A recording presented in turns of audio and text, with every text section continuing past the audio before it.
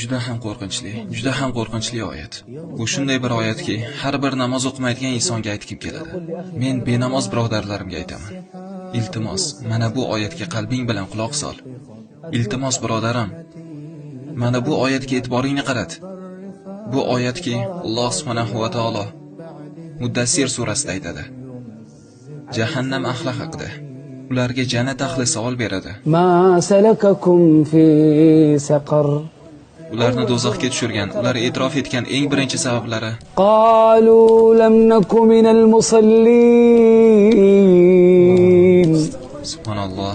Iblisning insonlarni namoz o'qishdan qaytarish uchun ishlatadigan so'zlaridan biri. Ertaga o'qiysan, kechroq o'qiysan. Unga ergashganlar aytishadi. 20 yosh bo'lganimda o'qishni boshlayman. 40 yosh bo'lganimda o'qishni boshlayman. Hattoki ularga o'lim kelgunicha namoz o'qimasdan cho'zib yurishadi. U esa ogohlantirmasdan keladi.